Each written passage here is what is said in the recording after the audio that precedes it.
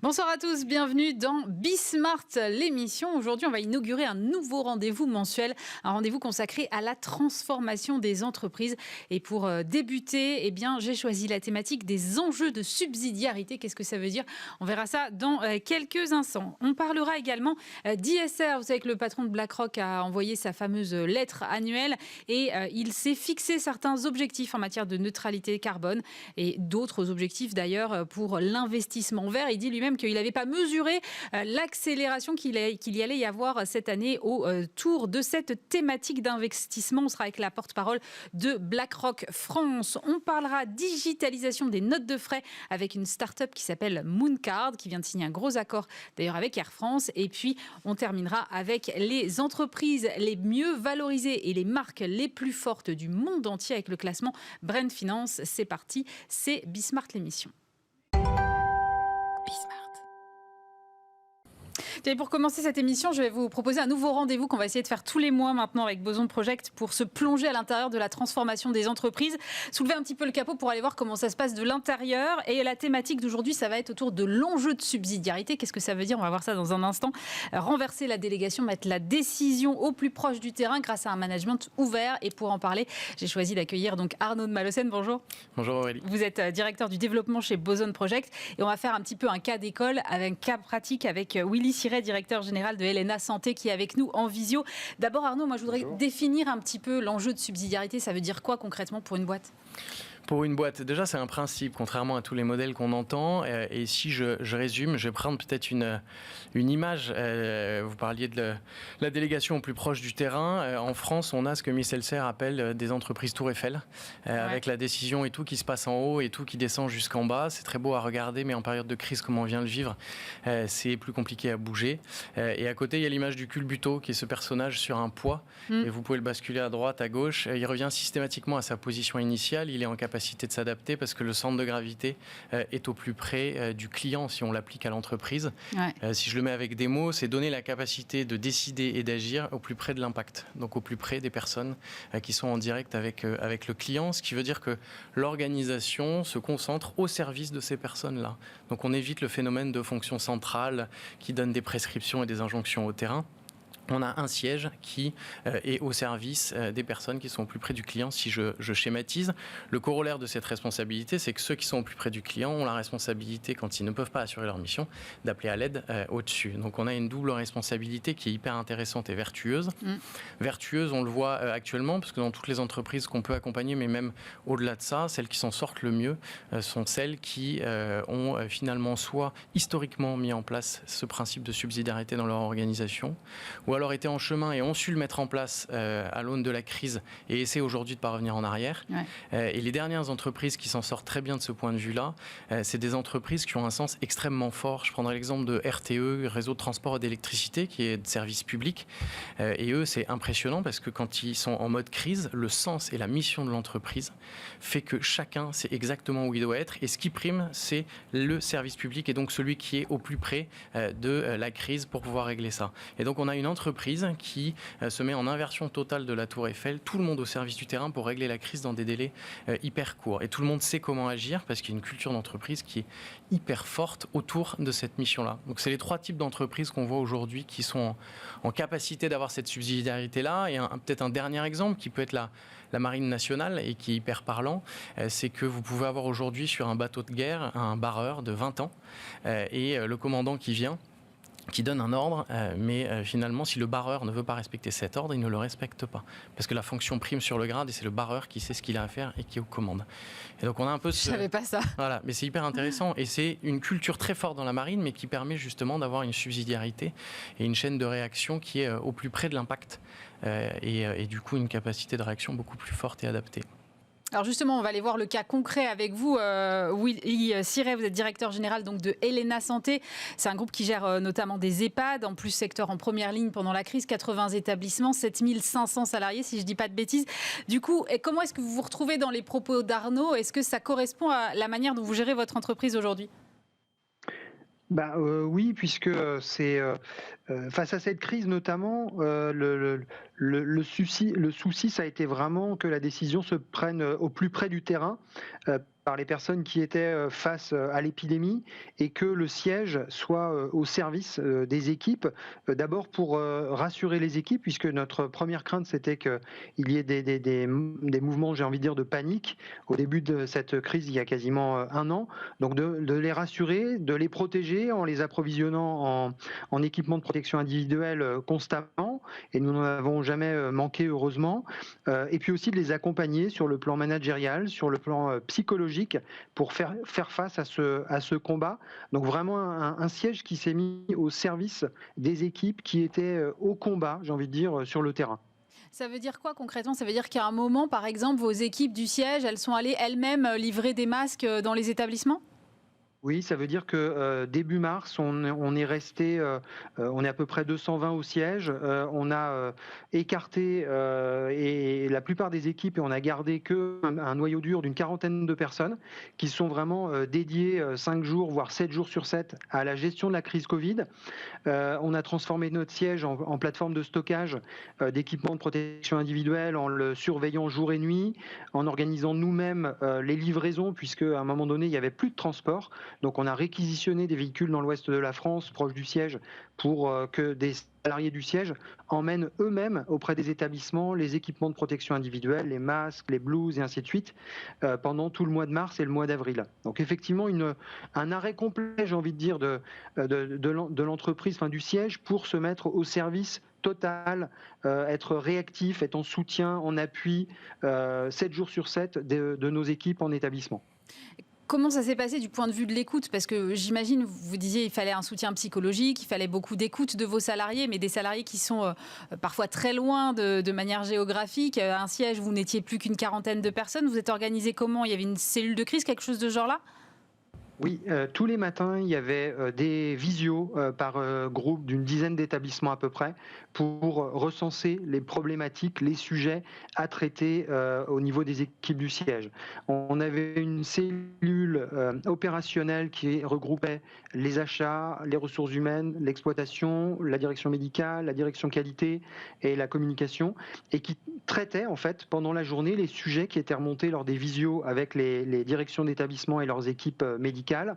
Et tous les soirs, on avait une cellule décisionnelle en plus petit comité pour arbitrer sur les sujets, parce que tous les jours, on était amené à prendre des décisions parfois différentes de la veille, parce qu'on était dans l'incertitude souvent totale, enfin en tout cas au début de la crise. Et tous les soirs partait un flash info à destination des établissements pour venir en appui sur des protocoles, sur des procédures, sur des conseils. Donc ça, j'ai envie de dire, c'est le volet opérationnel. Et sur le volet managérial, on avait là aussi des cellules d'appui managérial, soit en individuel, soit en coaching, soit en collectif, d'appui sur le plan psychologique auprès des équipes. On a monté un numéro de téléphone spécial, on a monté un site internet dédié à nos équipes, et puis on s'est fait aider aussi parce que j'entendais Arnaud tout à l'heure qui parlait de la Marine nationale. On a la chance d'être accompagné par Olivier Lajousse, l'ancien DRH de la Marine nationale, et dans la Marine, quand on est ancien commandant de navire de guerre, le confinement, la crise, le combat, c'est le quotidien, et donc on s'est beaucoup appuyé sur Olivier aussi pour nous accompagner nos directeurs. Il est intervenu auprès des directions d'établissement en visio pour prendre de recul, oxygéner, j'ai envie de dire, et puis conseiller aussi nos directions et nous-mêmes, évidemment. Mais tout à l'heure, Arnaud a prononcé le mot culture d'entreprise. J'ai l'impression que c'est effectivement un présupposé avant d'avoir ce type de fonctionnement, parce que ça suppose de la confiance entre vous et avec vos équipes, et que la confiance, ça se décrète pas. Donc c'est quelque chose que vous avez amorcé, j'imagine, bien avant la crise, en fait. Oui, vous avez raison, c'est forcément un travail de fond, j'ai envie de dire, et qui s'est matérialisé encore un peu plus fortement dans ces temps un peu difficiles. Vous l'avez dit, d'abord ça a été d'être aux côtés d'eux, c'est-à-dire que physiquement on a été présent, je vous disais, une quarantaine de personnes, 5 voire 7 jours sur 7 au siège, c'est-à-dire dans un repère aussi symbolique, j'ai envie de dire, pour dire à nos équipes, des femmes, pour 80% d'entre elles, oui, vous êtes au combat, oui, on est à côté de vous, nous aussi, on n'est pas chez nous, entre guillemets, en télétravail, complètement à distance. On est bien dans nos locaux habituels qu'un certain nombre d'entre vous connaissent. Ça, je dirais, c'était l'aspect symbolique, mais aussi d'exemplarité, j'ai envie de dire. Et puis de confiance, parce que le droit de dire qu'on ne sait pas, animer les équipes dans des rituels très fréquents, très courts, pour donner du sens, savoir dire aussi qu'on est dans le brouillard et que peut-être qu'on prend une décision aujourd'hui et que demain on contredira la décision qu'on a prise le jour d'avant. Mais c'est pas grave, c'est aussi le droit à l'erreur, la confiance. Ce qui compte, c'est de corriger rapidement, et on a vraiment été dans cette dynamique-là de correction successive, d'échanges terrain avec les équipes opérationnelles et décisionnelles au siège, dans les différentes cellules, pour voilà, se corriger, s'adapter aux situations. Et on s'est notamment beaucoup adapté, puisque au début, on est entre guillemets tous partis de la même ligne de départ. L'épidémie arrivait progressivement dans les établissements, mais au fur et à mesure des semaines, il y avait des établissements qui étaient épidémiques, d'autres qui ne l'étaient pas, et on a bien vu que les situations étaient très différentes d'un établissement à l'autre. Du coup, on a reconfiguré en fait les groupes de visio tous les matins et les groupes de visio pour échanger avec nos équipes médicales, qualité du siège, pour se dire par typologie de situation en fait. On n'était plus par périmètre géographique ou managérial, on était par situation. Les établissements épidémiques, les établissements de soins de suite et réadaptation épidémique, différents des EHPAD.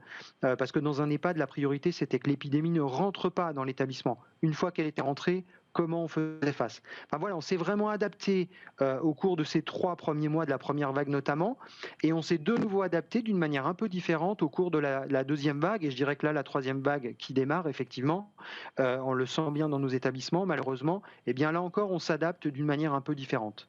Et cette agilité-là, est-ce qu'elle est plus facile selon vous parce que vous êtes un groupe familial et que peut-être vous avez une vision sur un temps plus long que certains groupes où le manager peut changer, disons, de façon plus régulière ? Je pense qu'en tout cas, ce travail de fond, il est permis aussi par le fait que l'entreprise, elle soit incarnée, entre guillemets, et dans la durée. Ça fait, mon père a créé l'entreprise il y a 30 ans, il la préside toujours. On a envoyé, moi je vais dire, régulièrement sur les différents établissements, le plus souvent possible, alors pas sur les 80 tous les ans évidemment, mais le plus souvent possible. On a envoyé des messages par SMS. Il faut être clair que ces temps de crise, ça permet aussi de progresser sur certains sujets, voire ça nécessite de savoir couper à travers champ, j'ai envie de dire. Et là, vraiment, on a créé un site internet dédié aux équipes en 3 jours. On a envoyé des messages par visio sur leur téléphone portable, par SMS régulièrement pour montrer qu'on était aux côtés d'elles. Donc voilà, donc ce temps long, effectivement, vous l'avez dit, la confiance, ça se construit dans le temps long. Et bien cette gouvernance dans le temps long, cette entreprise familiale. Alors ça veut dire quoi familiale? Ça veut dire simplicité, c'est pas du paternalisme, ça veut dire simplicité des échanges, ça veut dire des personnes accessibles, la direction générale évidemment y compris, et ça effectivement ça se construit dans la durée, et c'est dans ces moments-là que ça se renforce d'autant plus. Et c'est à tout niveau. Je me souviens très bien d'une personne qui s'occupe de l'entretien d'un de nos EHPAD, une ASH, qui dit la peur au début de le résident est Covid, donc j'ai peur d'aller dans sa chambre faire le ménage, et bien d'une direction qui prend la blouse, qui change de chaussures et qui va faire le ménage dans la chambre. Et là, la réaction de la personne, de la salariée, c'était de dire non mais madame, c'est pas à vous de faire ça. Bah si, je vais le faire avec vous. Et voilà, la peur avait disparu parce qu'elle retrouvait son rôle, elle était en confiance à côté de sa direction d'établissement. Donc voilà, ça a été beaucoup de proximité, et cette proximité, je pense que les entreprises familiales le permettent parce que, vous l'avez dit, les dirigeants sont là dans le temps. C'est réservé, Arnaud, aux structures familiales ou pas? Ou il y a d'autres exemples dans d'autres groupes? Bon, tout à l'heure, vous avez parlé d'RTE, donc effectivement, là, on est loin du groupe familial. Mais il y a d'autres exemples, mais on va dire que les similitudes qu'il peut y avoir, c'est 2 choses, mais il y a quand même cette base d'actionnariat stable. Et pour le coup, nous, dans tous les exemples qu'on voit, c'est vraiment systématiquement un actionnariat stable et un sens extrêmement fort. Et donc, c'est les exemples que je prenais. Entreprises familiales dans lesquelles c'est intégré depuis très longtemps et qui ont accepté et qui ont surtout vérifié que investir sur toutes ces notions de culture qu'on décrit, qui peuvent paraître un peu soft et immatérielles, et qui n'apparaissent pas dans le compte de résultats. Finalement, c'est la clé du rebond et c'est la clé de la réinvention en temps de crise pour permettre à chacun d'innover à son niveau dans l'entreprise. Et donc ces entreprises-là sont celles qui arrivent à investir avec un œil qui est un tout petit peu plus large que le ROI financier unique et qui finalement acceptent qu'investir sur l'humain, ça fait partie de la croissance de l'entreprise et aujourd'hui c'est vérifié. Et après c'est les entreprises de services publics effectivement. Mais derrière, on peut avoir des entreprises familiales avec des dirigeants qui n'ont pas de vision et ne sont pas convaincus de l'importance de créer, constituer, faire vivre un modèle social en interne. Willy parlait de la culture. La culture, c'est quelque chose que souvent beaucoup de gens résument à des valeurs. En fait, c'est beaucoup plus que ça. Non, mais c'est sûr que ça ne peut pas se résumer à 4 mots affichés sur un mur. On est bien d'accord. Il faut que derrière, on le fasse vivre d'une certaine façon. Mais les groupes familiaux sont quand même globalement de plus petite taille. C'est peut-être plus facile d'embarquer des groupes plus petits que des très grands groupes. Non, parce que des valeurs qui transcendent encore aujourd'hui le groupe Michelin, je ne pense pas que ce soit un petit groupe. Les entreprises de la galaxie Mullier, c'est pareil, c'est présent dans le monde, c'est des centaines de milliers de collaborateurs.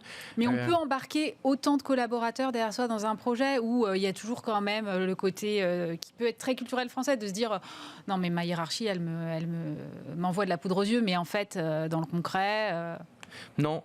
Parce que c'est ce qu'on peut voir. Je vais prendre l'exemple de Leroy Merlin qui fait des exercices vision extrêmement régulièrement. Toutes les entreprises du groupe, toutes les entités du groupe participent. Et vous êtes dans un rayon, vous participez au même titre que le dirigeant sur l'exercice vision. Et ensuite, c'est décliné dans chaque magasin. Tout le monde y participe. Tout le monde voit que c'est pas du flan. C'est-à-dire que ce qu'ils ont donné pour participer à cette vision, ils le retrouvent dans la vision in fine. Et surtout derrière, avec ce temps long et cette capacité à investir sur la remise en cause de l'organisation, de la culture, du management, etc. de manière régulière, fait que la plupart des collaborateurs ont quand même la preuve que tout ça, c'est pas du flan et qu'on a une organisation qui est capable de se questionner, de rectifier, de modifier pour coller à sa mission, coller à ses valeurs, à sa culture. Et tout ça, c'est permis parce qu'il y a une culture qui est très solide et c'est une boussole en fait. C'est ce qui permet à chacun de savoir s'il est ou pas dans l'entreprise.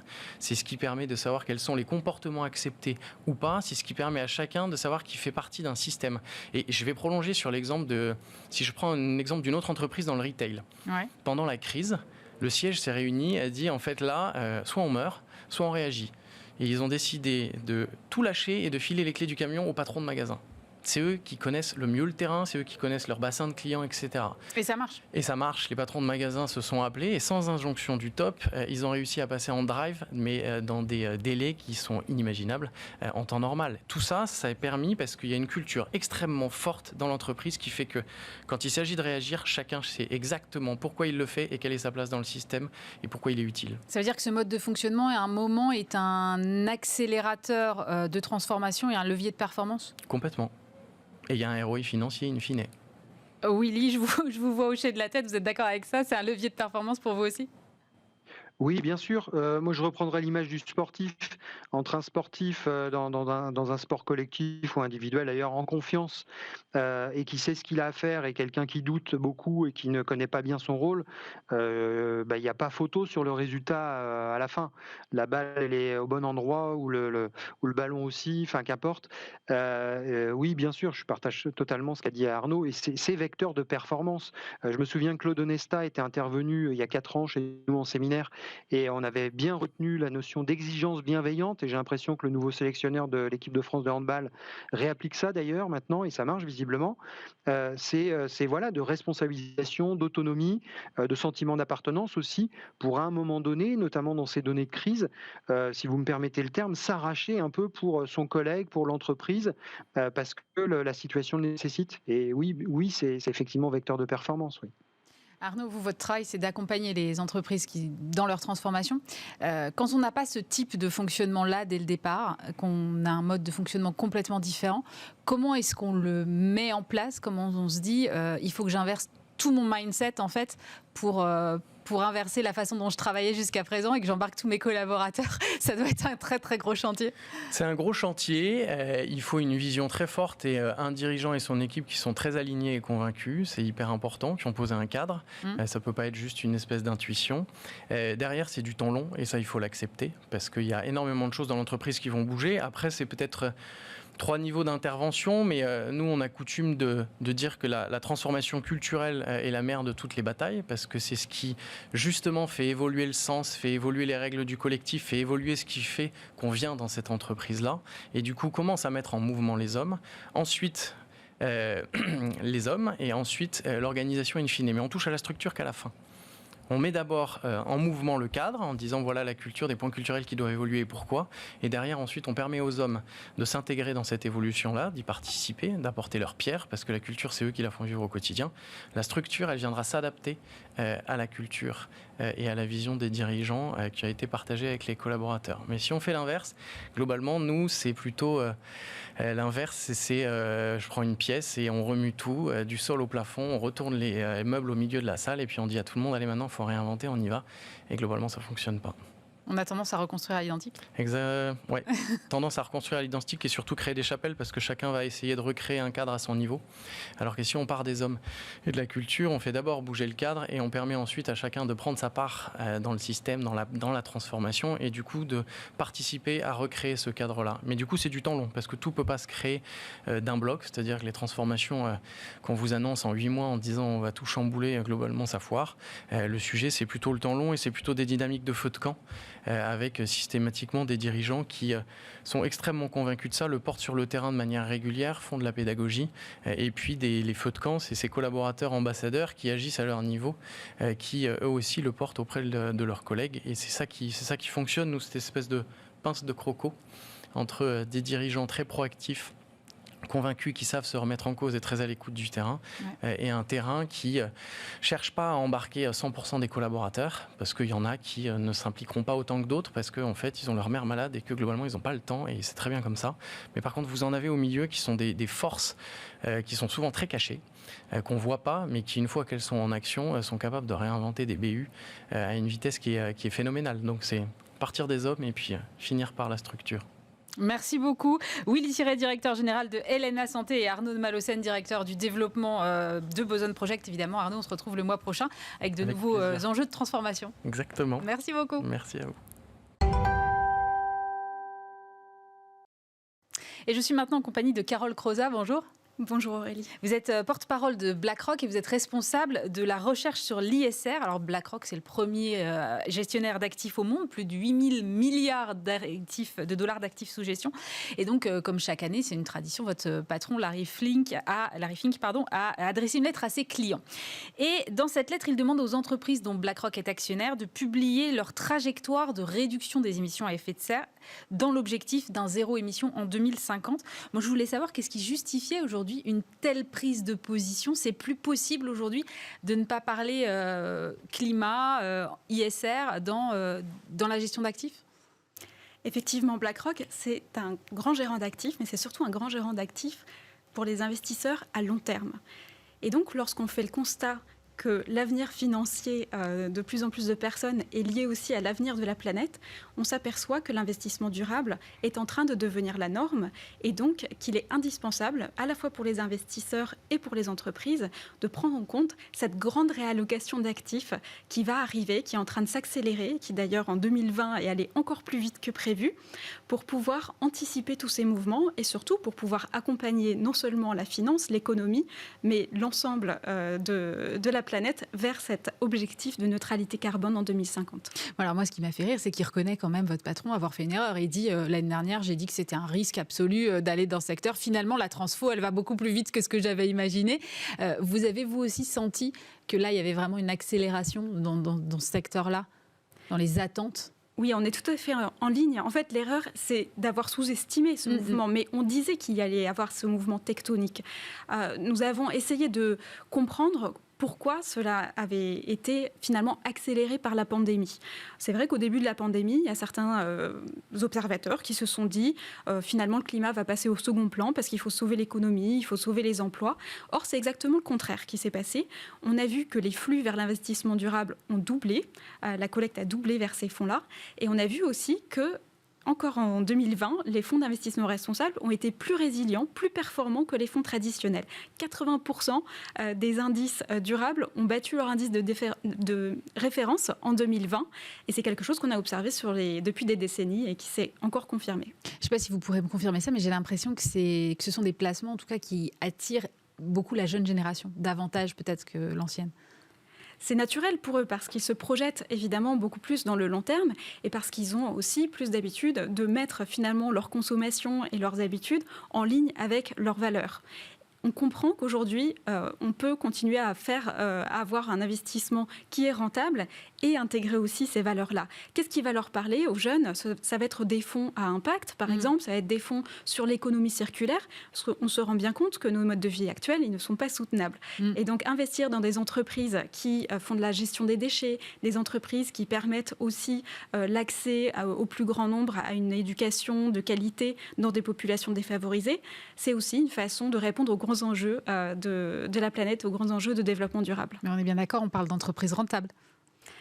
Les entreprises rentables le deviennent aussi parce que c'est un mouvement général. Ce qu'on observe aujourd'hui, c'est que non seulement il y a de plus en plus d'investisseurs qui, comme BlackRock, intègrent la durabilité, mais on s'aperçoit que cet objectif de transition à 2050 vers la neutralité carbone, c'est aussi devenu un enjeu global. On a aujourd'hui 127 pays qui correspondent à plus de 2/3 des émissions globales de gaz à effet de serre qui se sont engagés pour une neutralité carbone en 2050 ou 2060.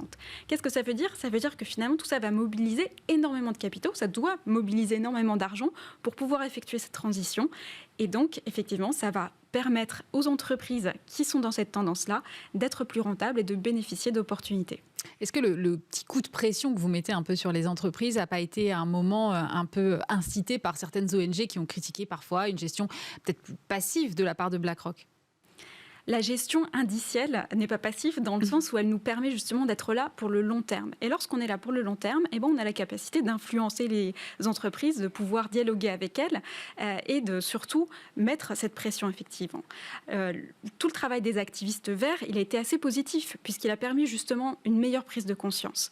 Mais ce qui est important de comprendre, c'est cette transition climatique, ça doit être une transition qui est aussi juste et équitable. Et pour qu'elle soit équitable, elle ne peut pas se faire en un jour. Effectivement, la croissance verte va créer beaucoup d'emplois, mais malheureusement, la transition hors des industries traditionnelles et très émettrices, elle va aussi beaucoup en détruire. Donc, pour pouvoir justement accompagner les entreprises, il faut se poser la question de la façon dont on va les encourager à cette transition. Ça veut dire que vous allez sortir à un moment des investissements qui sont liés au charbon, au pétrole, par exemple ? Voilà. Alors, ce qui s'est passé, justement, prenons l'exemple du charbon. Dans le charbon, on peut distinguer finalement deux types d'entreprises. Des entreprises qui sont très exposées au charbon, qui ont plus de 25% de leur chiffre d'affaires dans ce secteur-là. Celles-là, on considère que malheureusement, il est déjà un petit peu trop tard pour elles pour avoir la capacité de s'adapter. Et donc, on les sort de notre portefeuille de gestion active. C'est une sortie qu'on a effectuée, terminée en 2020. D'accord. En revanche, pour celles qui ont moins de 25% de leur chiffre d'affaires dans le charbon, on considère qu'elles ont encore le temps, la capacité de pouvoir justement... Vous leur donnez un délai, quoi, en gros. Transitionner et pouvoir se débarrasser de ces actifs. Alors, on espère pas seulement les vendre, mais surtout fermer, c'est central, puisque c'est ça qui est important pour réduire les émissions. Et donc, qu'est-ce qu'on va faire ? On va déjà les obliger à publier un plan de sortie qui soit en ligne avec la transition donc en 2050. Donc, ça veut dire qu'en 2030, plus de centrales à charbon en Europe et dans l'OCDE, en 2040 dans le reste du monde. Et également, si elles ne le font pas, voter contre les administrateurs en Assemblée générale, donc contre les nominations de dirigeants. Et enfin, si tout ça n'est toujours pas suffisant pour les faire agir, le désinvestissement est aussi envisagé. Alors, moi, il y a un truc qui m'a intéressé aussi. Vous avez mis que vous alliez, à la fin de l'année, publier la température implicite de vos différents fonds et indices. Qu'est-ce que ça veut dire et comment vous calculez ça ? C'est quoi la température d'un indice ?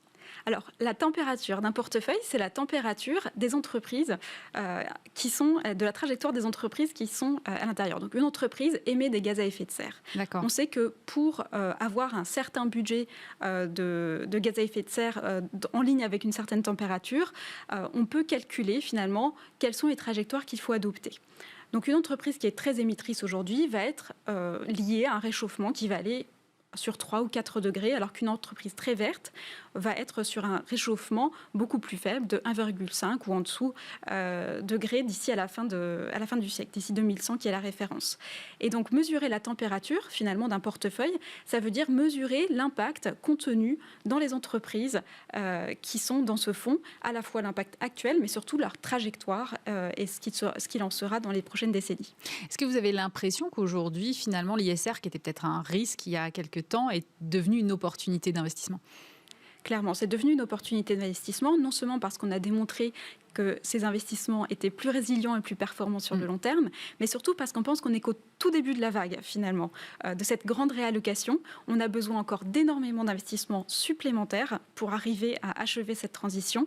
Et il va y avoir beaucoup d'incitations, de réglementations et aussi d'incitations qui viennent justement de la jeune génération pour aller vers encore plus de vert et encore plus d'entreprises responsables qui prennent en compte toutes leurs parties prenantes. Donc, ce n'est pas seulement le vert, c'est aussi les égalités sociales et toutes ces dimensions. Mais c'était la question que j'allais vous poser ensuite, parce que effectivement, dans les critères ESG, il y a le S qui est le social. Donc, comment est-ce que vous mesurez l'impact social d'une entreprise ? L'impact social d'une entreprise, il peut se mesurer à la fois sur la façon dont elle va traiter ses employés. Et on l'a vu, pendant la pandémie, il y a énormément d'entreprises qui ont fait beaucoup pour continuer de maintenir les employés dans l'emploi, leur donner des nouveaux moyens de travail, surtout assurer leur sécurité, leur santé. Mais c'est aussi la prise en compte des parties prenantes, des clients, évidemment, qui sont la partie prenante la plus importante, mais de la société, de la communauté. Pouvoir être une entreprise responsable aujourd'hui, c'est pouvoir aussi faire attention à tout l'enjeu autour de respect notamment des communautés indigènes, là où on va sourcer ses ingrédients, par exemple, du respect des droits de l'homme dans sa chaîne d'approvisionnement et aussi du respect des clients dans la santé, la sécurité, la qualité des produits qu'on leur fournit. J'ai l'impression, après, aux États-Unis, il y a un climat particulier en ce moment avec une fracture sociale qui est très, très importante. Et c'est vrai qu'on a vu plusieurs marques américaines prendre position sur le sujet, notamment Apple, qui a annoncé un plan de 100 millions de dollars contre le racisme. Ça, c'est des choses que vous pouvez prendre en compte aussi, ce type de programme, et de se dire, bah oui, finalement, d'une certaine façon, il l'inclut. Il faut vraiment que ce soit incorporé dans le business. Évidemment, on le regarde. Donc, on a toute une série d'indicateurs que l'on regarde pour les fonds durables, mais qui sont de plus en plus intégrés à la gestion traditionnelle, parce qu'on pense qu'une entreprise qui gère ces questions-là, à la fois pour des questions d'attraction de talent, mais aussi pour la question de sa capacité à opérer dans un environnement, sont essentielles. Donc on les regarde de manière effectivement systématique, et c'était important pour nous particulièrement de voir comment les entreprises s'étaient comportées pendant la pandémie. Est-ce que tout ça a un impact sur la gouvernance des entreprises aussi ? Je me posais la question. La gouvernance est un enjeu très important, parce que finalement, c'est tout ce qui va donner la direction de l'entreprise. Et c'est pour ça aussi que lorsqu'on exerce nos droits de vote, ils vont surtout s'orienter sur les dirigeants, parce que c'est eux qui sont responsables de définir cette stratégie. Il y a des choses qui sont très importantes, comme justement cette question des inégalités dans la façon dont on va voter, par exemple pour ou contre des administrateurs, lorsqu'on considère par exemple qu'il n'y a pas assez de femmes au conseil d'administration. C'est une façon de finalement réunir les enjeux sociaux et de gouvernance dans une même action. Vous fixez des seuils, par exemple, comme en France, on voit des quotas dans les conseils d'administration. Vous-même, vous fixez des seuils dans les entreprises dans lesquelles vous investissez ? Oui, on considère qu'une entreprise qui a beaucoup moins qui n'est pas du tout équilibrée au niveau homme-femme va effectivement s'exposer à des risques et surtout avoir une moins bonne performance à long terme. Et donc, nous fixons effectivement ces seuils pour savoir quand ou pas nous allons voter contre un administrateur. D'accord, mais vous fixez un nombre, un pourcentage ? C'est tout ce qui va s'éloigner de la majorité. Donc, il y a une petite fourchette. Il y a une petite fourchette, mais voilà, en dessous de 40% de femmes, clairement, on n'est pas dans l'égalité. D'accord. Alors, c'est vrai qu'il y a quand même une attractivité, j'ai l'impression, on le disait un peu tout à l'heure, autour de ces placements verts. Je disais qu'entre janvier et novembre de l'année dernière, les investisseurs en fonds communs de placement et ETF avaient investi quasiment 300 milliards de dollars dans les actifs durables à échelle mondiale. C'est une hausse de 96% par rapport à la même période en 2019. Une hausse de 96%, c'est considérable. Ça veut dire qu'on est quasiment au double. Donc comment est-ce que vous voyez la suite? Est-ce qu'on va encore doubler ou est-ce qu'à un moment, on va être au max et finalement tous les investissements seront devenus verts et dans ces cas-là, à quel horizon de temps? Oui, alors on pense effectivement, encore une fois, qu'on n'est qu'au début de ce mouvement tectonique. Donc il va y avoir d'autres doublements, on l'espère. Et d'ailleurs, on s'inscrit tout à fait dans cette tendance puisqu'on continue à créer plus de produits. Je crois que rien que l'année dernière, on a créé 100 fonds indiciels durables de plus pour pouvoir justement permettre à nos clients de faire cette transition. Mais surtout, il va y avoir aussi une meilleure variété et une meilleure transparence sur ces fonds-là. Le fait de publier la température des portefeuilles va permettre justement aux investisseurs de savoir parmi toutes ces solutions durables, certaines seront thématiques, certaines seront à impact, certains seront des fonds d'exclusion, bien lesquels seront compatibles ou pas avec cet objectif de neutralité carbone. Ça va être une donnée importante à prendre en compte. Ça veut dire que vous, aujourd'hui, dans la façon dont vous concevez vos produits, c'est forcément quelque chose que vous prenez en compte au préalable, quoi. La durabilité, c'est vraiment notre choix par défaut. C'est-à-dire qu'aujourd'hui, tout nouveau fonds qui va se créer chez BlackRock va effectivement essayer de répondre aux normes de notre plateforme de produits durables. Merci beaucoup, Carole Crozat. Je rappelle que vous êtes la porte-parole de BlackRock et responsable de la recherche sur l'ISR. Merci d'avoir été avec nous. Merci beaucoup.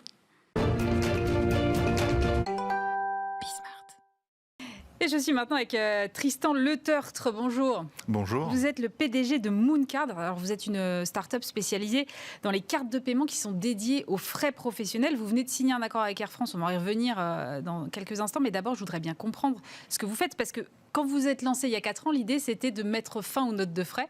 Où est-ce que vous en êtes aujourd'hui?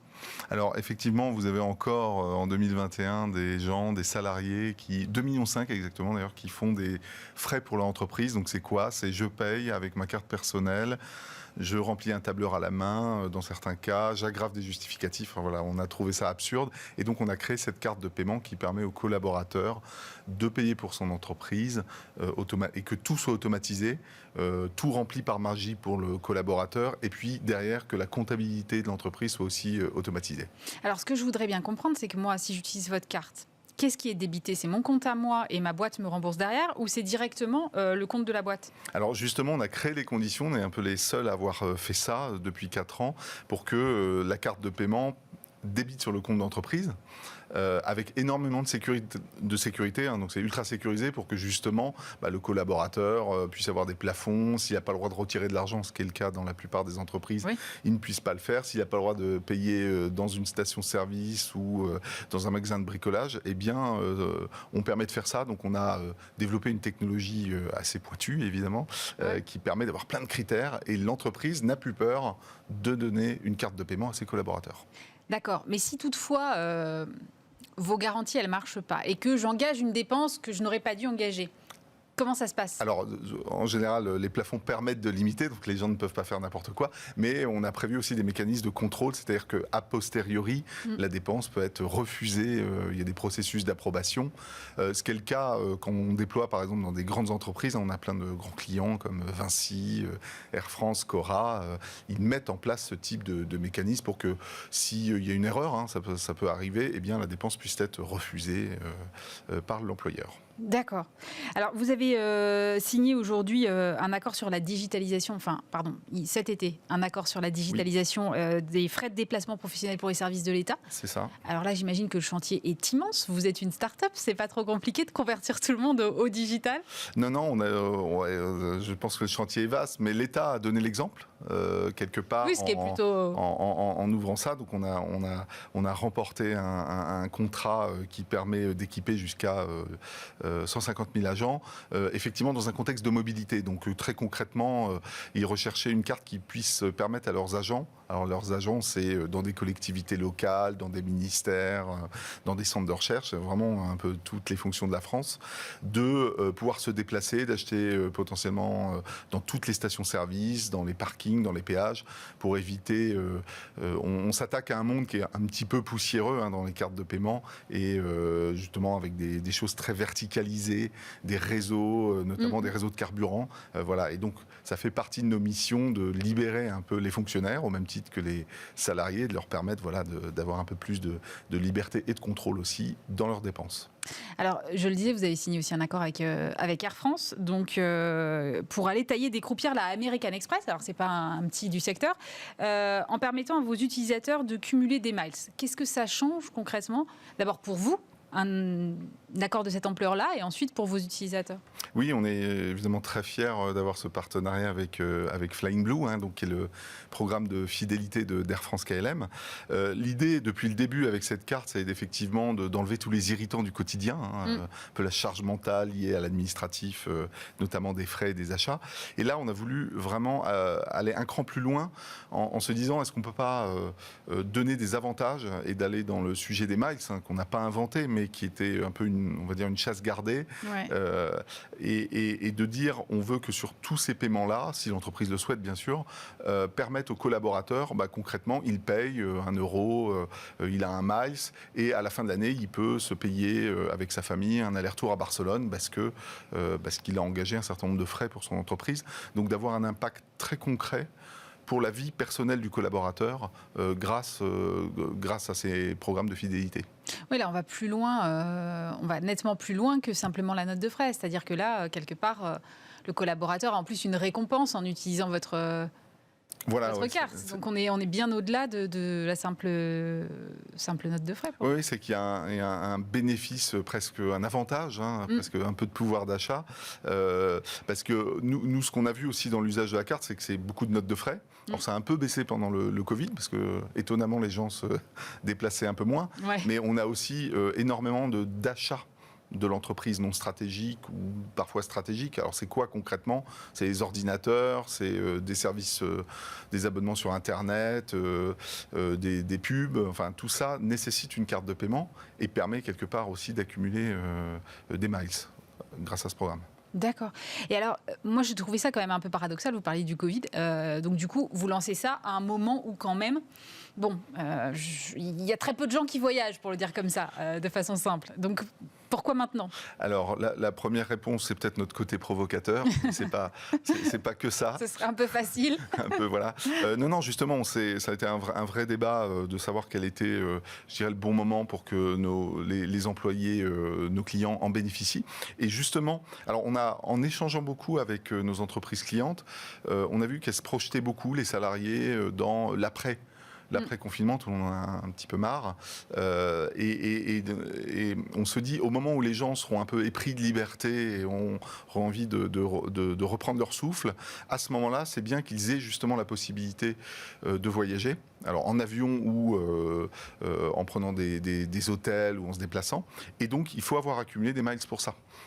Et si on avait annoncé ça à un moment donné où tout le monde se déconfine, les gens n'auraient pas eu de miles. Donc c'est la raison pour laquelle on s'est dit on va anticiper de quelques mois pour que les gens se projettent un peu dans le futur. Et vous pensez que dans quelques mois, ce sera bon ? Parce qu'on ne sait pas vraiment ni quand les voyages professionnels vont reprendre, ni d'ailleurs les voyages de loisirs. On a quand même un peu de mal à se projeter en ce moment, c'est le moins qu'on puisse dire. Alors moi personnellement, je suis un spécialiste des paiements, des frais et des solutions d'entreprise, donc je n'ai pas d'avis à émettre sur les confinements et les choses comme ça. Je crois qu'il y a eu une étude d'Air France, qui est notre partenaire, enfin la directrice générale d'Air France, qui s'est exprimée il y a quelques jours d'ailleurs, et qui a dit, je crois, 60% des voyageurs d'affaires imaginent qu'ils vont reprendre leur déplacement régulier dans les 6 mois. Alors moi, j'ai pas d'avis par rapport à ce... Non, mais c'est intéressant, en revanche, effectivement. Mais nous, on le vit au quotidien. C'est-à-dire on parle beaucoup aux directeurs financiers, aux dirigeants d'entreprises, d'entreprises, on va dire, entre 5-10 collaborateurs et plusieurs milliers ou plusieurs dizaines de milliers. Et on voit une vraie énergie où les gens se disent, non, mais c'est bon. Alors, est-ce que c'est lié au vaccin qui arrive? Est-ce que c'est lié au fait que nous, on a vu que les gens sont toujours quand même énormément au travail? On le voit d'ailleurs ne serait-ce que dans les flux de paiement. Nous, on a des datas agrégées, on voit que les entreprises sont au travail. Donc peut-être qu'il y a quand même dans le monde B2B un état d'esprit assez positif en se disant c'est bon, on est résilient et puis le monde va reprendre sa marche. Alors c'est quoi la prochaine étape pour Mooncard après ça ? Alors on a eu une année 2020 assez riche puisqu'on a lancé une carte mobilité justement autour du transport. On a lancé en début 2020 une carte Mooncard X, donc qui était premium. Et là on a ce partenariat, donc on a bien travaillé. On a un certain nombre de projets en cours, mais là on est en train de dérouler tous ces nouveaux produits-là. Vous n'êtes pas lancé à l'international encore ? Alors, la plupart de nos clients sont en France et on a une vocation européenne parce que dans tous les pays, il y a ce Tout le monde sujet. a ce casse-tête des notes de frais, c'est ça que vous êtes en train de me dire. Et oui, exactement. Avec des pays très latins, on a tous les clichés. C'est assez amusant quand on analyse ces marchés-là. Les pays plutôt scandinaves dans le Nord qui sont assez organisés. Les pays latins, on a du mal à... On les laisse dormir dans le tiroir parce qu'on oublie toujours de les déclarer. C'est ça, je crois que vous avez des notes de frais. Moi, oui, certainement. On va essayer de convaincre Bismart, Stéphane Soumier, d'adopter une carte. Il connaît déjà, donc je sens que je vais lui en parler. C'est une formalité. Donc on est là pour vous sauver aussi, Aurélie, comme 2,5 millions de salariés. Voilà. Ouais, vous avez quand même pas mal de perspectives, en tout cas à l'étranger notamment, mais alors si je comprends bien, plutôt sur des pays du Sud. Non, on se concentre sur la France aujourd'hui. On a évidemment des plans pour s'internationaliser. La typologie de notre offre, c'est pas d'ouvrir 10 pays d'un coup comme ça, parce qu'on est très intime dans les processus d'entreprise. On a par exemple beaucoup d'intégration comptable que les entreprises, nos clients apprécient, parce qu'il faut aller dans le détail, c'est pas des sujets qu'il faut survoler quand vous voulez vendre une solution qui est un peu structurante pour l'entreprise. Et ça fait partie de nos forces, au-delà de faire plaisir aux collaborateurs, il faut faire plaisir aux directeurs financiers. Oui, peut-être commencer par ça d'ailleurs. Voilà, c'est ça. D'ailleurs, en vrai, il faut d'abord faire plaisir aux directeurs financiers. Donc nous, on est le meilleur ami des directeurs financiers.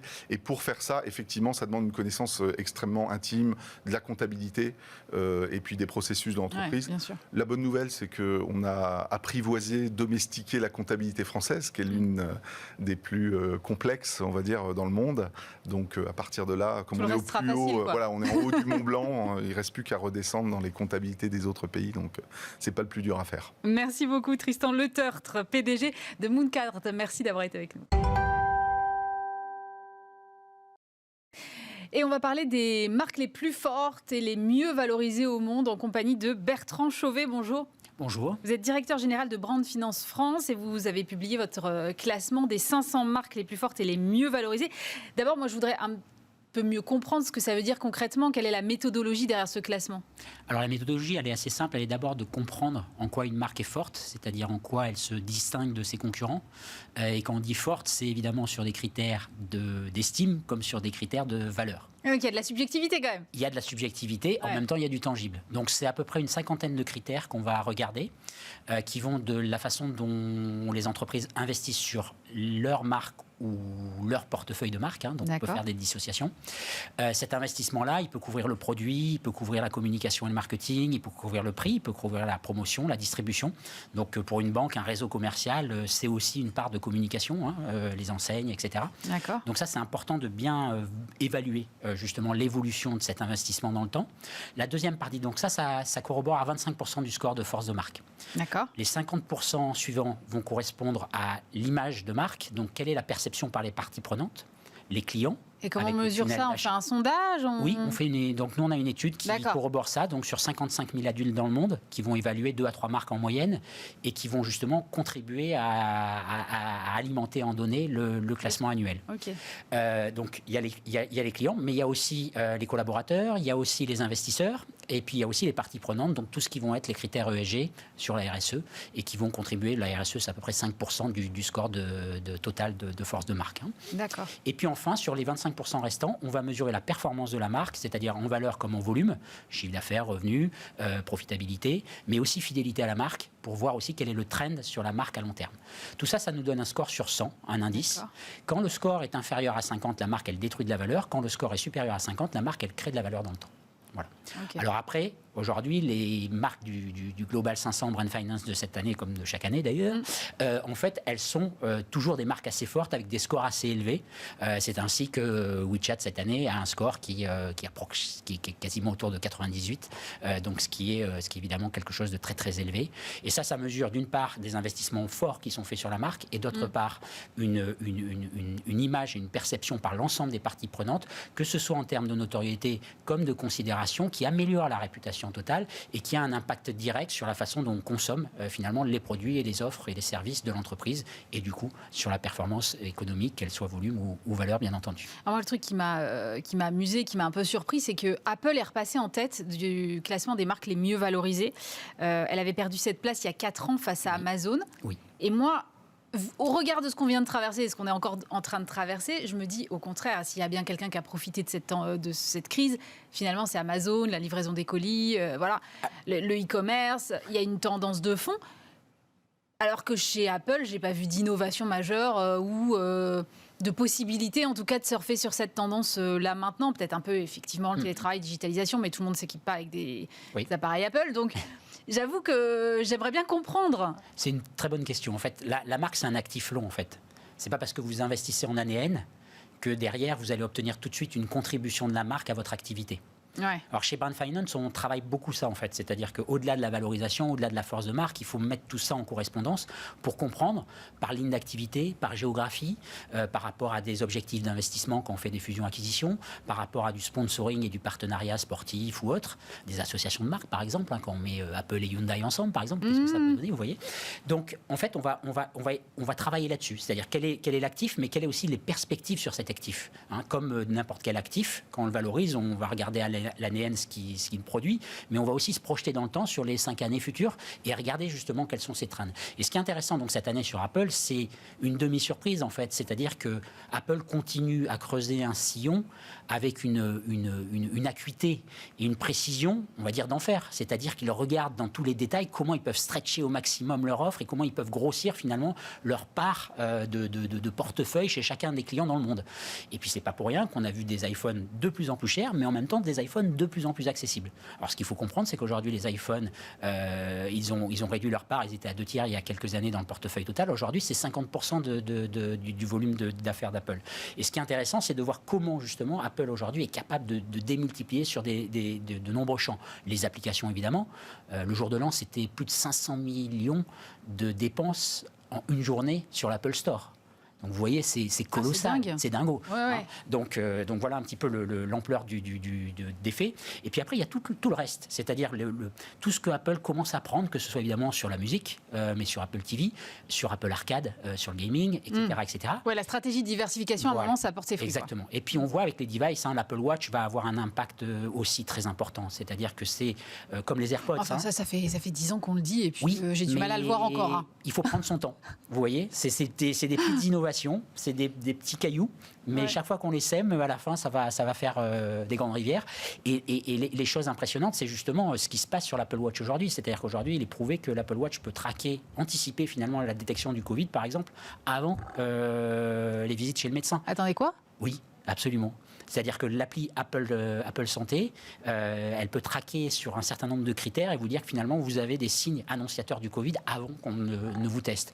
Donc ça, c'est évidemment, il y a des relations à la vie privée, etc. Mais aujourd'hui, technologiquement, on commence à être relativement au point là-dessus.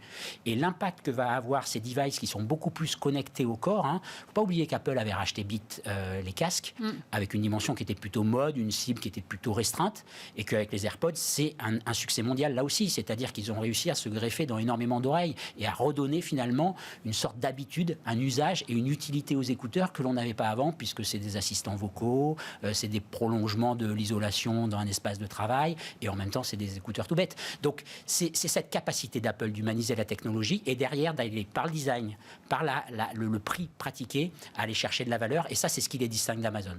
Amazon est sur un business un peu plus différent, il est plus sur du volume, mais on voit bien que la marque elle a moins de capacité à générer autant de profit que Apple par rapport à son chiffre d'affaires. Ouais, d'accord.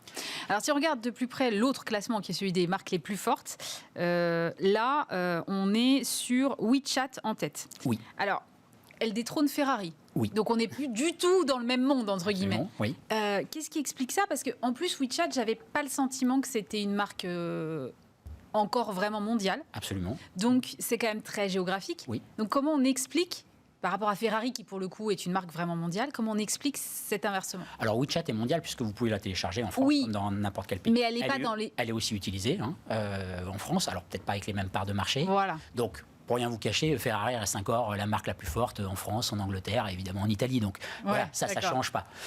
Mais la réalité, c'est qu'il y a un changement justement de référent. C'est-à-dire que les marques digitales aujourd'hui, elles prennent de plus en plus de place dans la vie des gens et du coup, elles sont en contact permanent.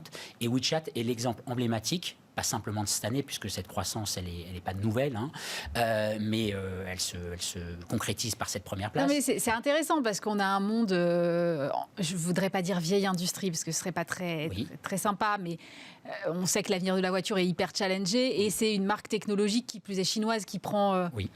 qui prend le pas. Je trouve que le symbole est quand même assez fort, en fait. Absolument. Et en fait, la réalité, c'est que WeChat adresse tous les petits besoins que peuvent avoir leurs clients. Que ce soit dans du réseau social, que ce soit dans la réservation d'un taxi, de l'achat en ligne, des services financiers.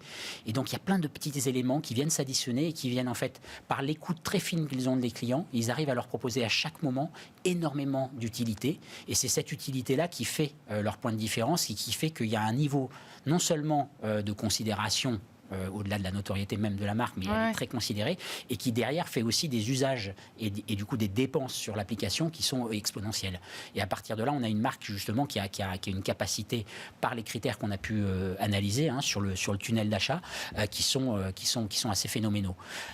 À l'opposé, on va dire Ferrari finalement est assise sur un héritage et elle capitalise énormément dessus parce qu'elle vend finalement très peu d'automobiles. Par contre, elle vend beaucoup de licences, elle attire toujours, elle est référente, elle est un symbole fort. Oui, mais c'est pas non plus ni un symbole technologique ni un symbole forcément d'innovation. Exactement. Et ça, c'est un petit peu, si on regarde au niveau géographique, c'est un petit peu le risque qui pèse sur l'Europe. C'est-à-dire que le fait que la richesse de nos marques européennes, d'une part, ne sont pas assez technologiques. On est un petit peu trop manufacturier, ce qui n'est pas forcément un défaut, puisque à terme, ça reste quand même une prééminence dans les offres futures. Mais par contre, on a du mal à créer un effet de masse et de puissance. C'est-à-dire que WeChat, aujourd'hui, arrive à cette position dans le classement, c'est parce qu'aussi, il s'adresse à 1 milliard et plus de Chinois. Et qu'à partir de là, il a une base de consommation locale tellement forte qu'évidemment, ça l'aide à déployer ses offres, ses services, à innover et finalement, demain, à continuer à innover sur les nouvelles géographies. Et ça, les investisseurs le voient assez bien, notamment en termes de capitalisation, puisqu'on était un peu plus de 500 milliards de dollars cette année sur WeChat, ce qui est aussi une certaine valeur, un quart d'Apple. Le truc qui m'amuse aussi, c'est la croissance la plus élevée, qui est de Tesla dans le classement les mieux valorisés, plus 158%. On parle beaucoup d'une bulle autour de Tesla quand même. Est-ce que tout ça est bien rationnel ? Alors, c'est sans doute un peu tôt pour le dire. Bulle ou pas bulle, c'est peut-être pas à moi de répondre. Ce que l'on peut dire, c'est que la marque Tesla a connu une croissance exponentielle qui est vraiment légitimée par sa capacité, là aussi, à adresser les besoins du client. Donc on voit bien qu'aujourd'hui, les constructeurs, notamment européens, suivent avec pas mal de résultats, puisque Volkswagen et bien sûr Renault sont en tête du nombre de véhicules vendus. Par contre, en termes de valeur par véhicule, on n'est pas du tout sur les mêmes ratios et c'est ça qui fait toute la différence. Et la capacité de Tesla, c'est non seulement évidemment de proposer des véhicules électriques, écologiques assez intéressants, mais de l'autre côté, c'est aussi de créer un écosystème autour de ça. C'est-à-dire que c'est aussi l'ergonomie d'usage, c'est aussi la façon dont l'ensemble de l'expérience client est conçue, avec ses défauts, puisqu'ils ont du défaut en SAV, etc. Mais malgré tout, de travailler sur ça de façon assez fine et puis de l'étendre à d'autres champs. C'est-à-dire que les tuiles solaires, tous les éléments de recharge, batterie, stockage d'énergie, etc., sont des éléments aussi qui participent à la croissance qui est là aussi perçue par les investisseurs, mais par l'ensemble des marchés, et qui donne du potentiel à la marque Tesla en termes de valeur. À noter que Tesla n'est pas encore dans le top 10 des marques fortes, par exemple. Donc elle n'a pas rattrapé Ferrari. C'est une bonne leçon. Merci beaucoup Bertrand Chauvet, directeur général de Brain Finance France. Bismart, l'émission c'est fini pour aujourd'hui. Évidemment, on se retrouve vendredi prochain. Et d'ici là, vous avez rendez-vous dès lundi avec Stéphane Soumier. Très bon week-end à tous sur Bismart.